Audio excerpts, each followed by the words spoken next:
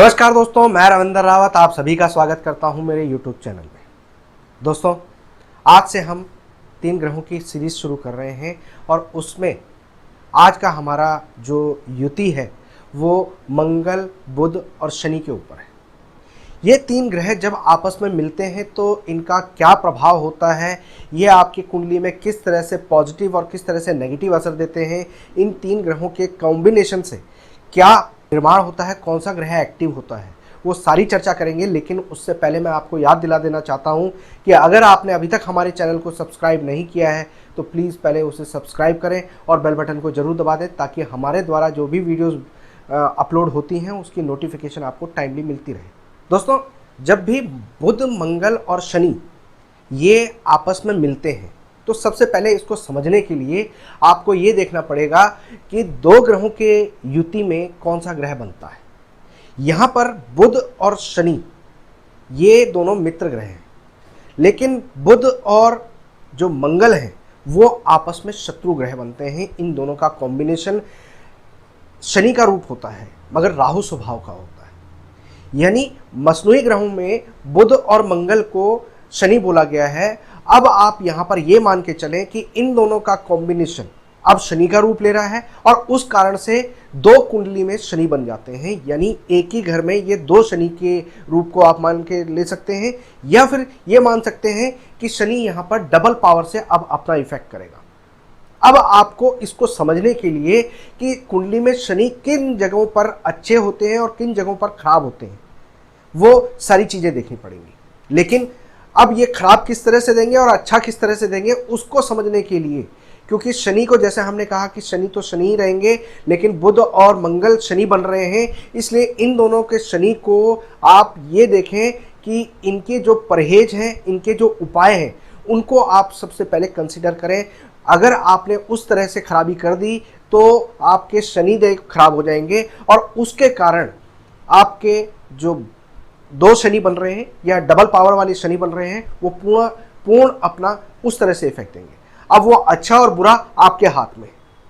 दोस्तों, जब भी ये बुध और शनि और मंगल ये तीनों लगन में होंगे तो यहाँ पर शनि पहले ही डबल पावर के होते हैं और यहाँ पर इस कॉम्बिनेशन का पावर और बढ़ जाता है। तो ऐसे में आपको ये समझ लेना चाहिए कि यहाँ पर ये बहुत ज़्यादा शुभ प्रभाव नहीं देते, हेल्थ से संबंधित दिक्कत देते हैं, आपके जो समझ बूझ है उसको कमज़ोर कर देते हैं और जीवन में एक बार डाउनफॉल जरूर देते हैं। यहाँ पर ऐसा इंसान अगर अपने माता पिता के दिए हुए पैसे को अपने काम धंधे में लगाता है तो वो बहुत ज़्यादा सफल नहीं होता, लेकिन अपनी कमाई से जो भी पैसा लगाता है उसमें उसको पूर्ण सफलता मिलती है। ऐसा इंसान 48 साल से पहले मकान ना बनाए तो उसके लिए अच्छा होता है। अगर यहाँ पर शनि, बुध और मंगल की युक्ति बनी हुई है और ऐसे में आप शराब, अंडा, मांस, मच्छी का परहेज नहीं करते हैं और आप किसी भी तरीके से शनि को दूषित करते हैं, यानी आप तामसिक चीज़ों में लिप्त हो जाते हैं, आप अपना चरित्र खराब कर देते हैं या फिर आप लोहे के काम में चले जाते हैं, तो उससे आपका जो भी प्रभाव है वो नेगेटिव होगा। तो फर्स्ट हाउस में ये युक्ति नेगेटिव होती है। जब सेकेंड हाउस की बात करते हैं तो सेकेंड हाउस में ये योग अच्छा होता है। अच्छे से कहने का मतलब ये है कि यहाँ पर ये बहुत ज़्यादा पॉजिटिव नहीं देता, लेकिन आपको ये नेगेटिव भी नहीं देता। सिर्फ एक बार जब बुध की उम्र आती है 17 और 18 की उम्र में ये थोड़ी सी तकलीफ देता है, 19 में भी तकलीफ दे देता है, वो भी बड़े बुजुर्गों को तकलीफ दे देता है।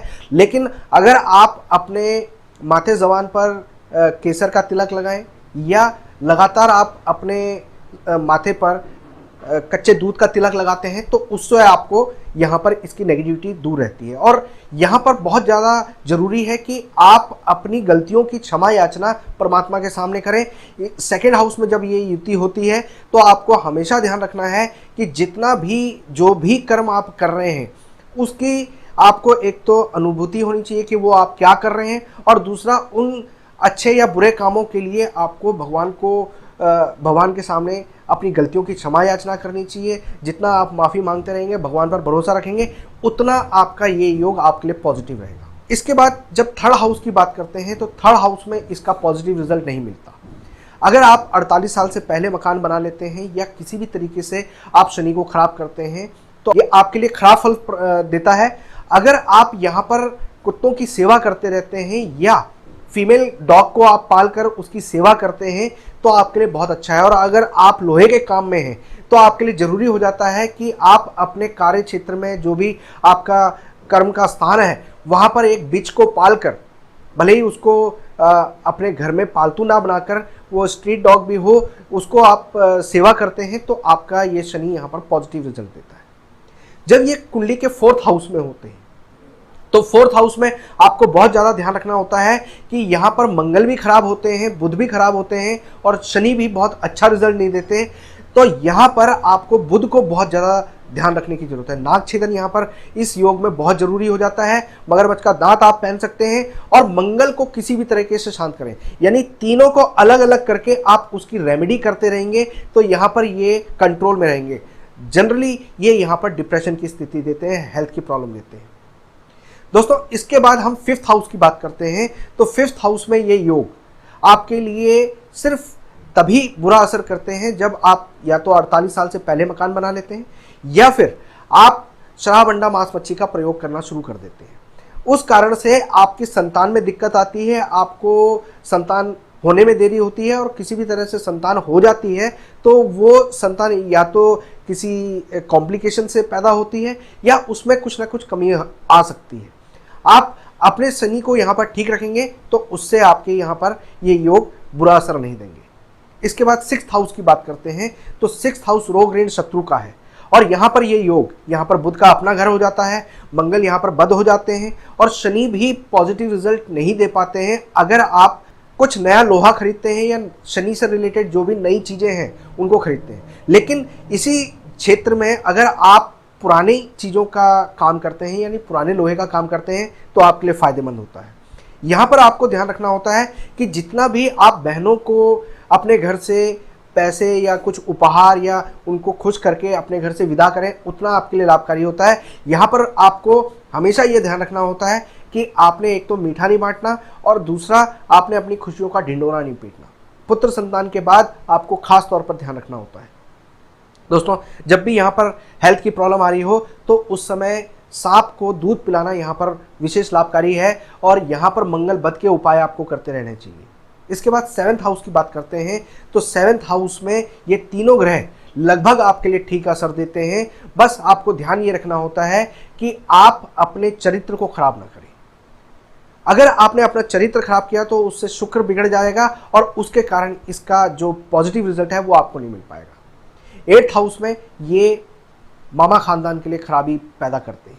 यहाँ पर ये योग आपके लिए हेल्थ की प्रॉब्लम भी देते हैं, अचानक चोट का खतरा भी देते हैं और आपके लिए जो आपके शरीर को बीमारी दे सकते हैं उन चीज़ों को उजागर कर देते हैं।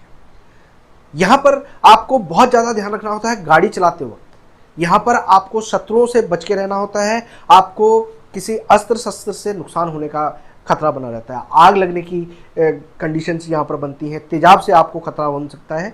तो इस चीज़ का यहाँ पर ध्यान रखना चाहिए। यहाँ पर आप जितना हो सके शनि को मजबूत करते रहें, शनि को पॉजिटिव करते रहें। मजबूत करने से मतलब है कि उसको वहाँ पर पॉजिटिव करते रहें। 8 किलो उड़द को सरसों का तेल लगाकर अपने जन्मदिन के दिन आप उसको जल प्रवाह करते हैं या उसके बाद जो भी शनिवार पहला आ रहा है उस दिन आप जल प्रवाह करते हैं तो आपको लाभकारी होता है। जब 9th हाउस की बात करते हैं तो यहाँ पर सिर्फ आपकी बरकत खत्म होती है। यहाँ पर आपको दिक्कत तब आती है जब आप किसी साधु संत महात्मा के ज़्यादा अनुयायी बन जाते हैं, आप पंडितों के चक्रों में पड़ जाते हैं, आप तंत्र ताबीज़ भभूत वगैरह पर आप ज़्यादा निर्भर हो जाते हैं, आप तांत्रिक चीज़ों में चले जाते हैं तो ये यहाँ पर नेगेटिव असर करता है।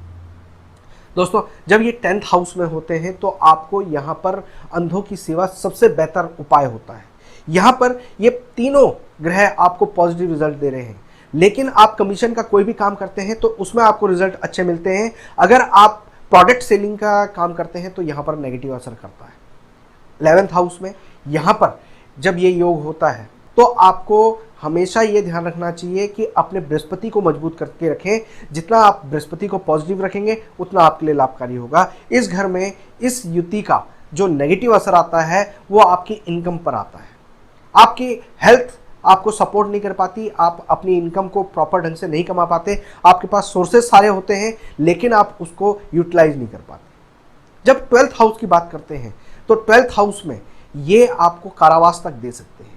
यहाँ पर आपको जरूरी है कि आप अपने घर में कभी भी तोड़ फोड़ करें तो या तो पूरा मकान तोड़ फोड़ करें, अगर आप टॉयलेट, सीढ़ी या छत इनको छेड़ते हैं तो आपको दिक्कत आती है। यहाँ पर आपको बहुत ज़्यादा ध्यान रखना होता है कि अगर आपको आर्थिक दिक्कत आ रही है तो कोई शॉर्टकट ना मारें। अगर आप शॉर्टकट मारते हैं तो कानूनी अड़चनों में आप पड़ सकते हैं। दोस्तों, ये 12 हाउसेज में मैंने आपको इस युति का प्रभाव बताया।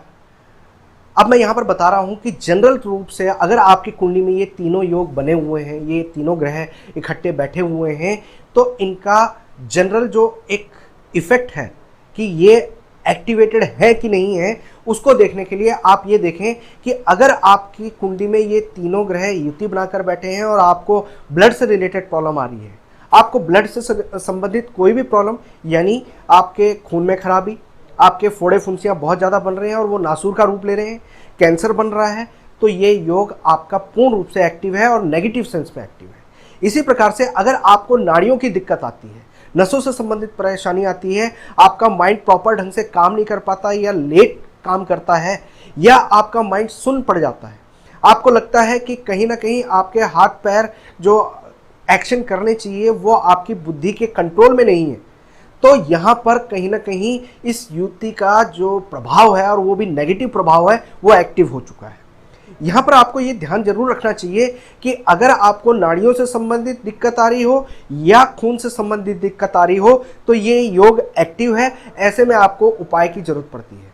जब भी ये छठे घर में होता है तो इस योग का बहुत ज़्यादा नेगेटिव असर आता है। जब ये 12th हाउस में होता है तब भी इस योग का नेगेटिव असर आता है।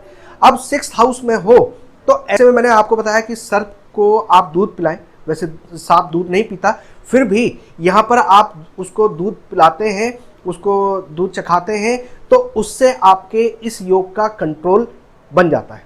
दूसरी तरफ अगर ये 12वें घर में हो या दूसरे घर में हो और ऐसे में आर्थिक दिक्कत बहुत ज़्यादा आ रही है, आपको शारीरिक दिक्कत भी आ रही है या कानूनी परेशानी आ रही है, तो बतासे आप मंदिर में देते रहें तो आपके लिए लाभकारी होता है। हल्दी की गांठ या चने की दाल, आप ये चीज़ें भी धर्म स्थान पर देते रहते हैं तो इससे भी आपको इस युति का जो 2nd हाउस और 12th हाउस का जो रिजल्ट है उसमें कमी आती है और पॉजिटिव चीज़ें बढ़ जाती हैं।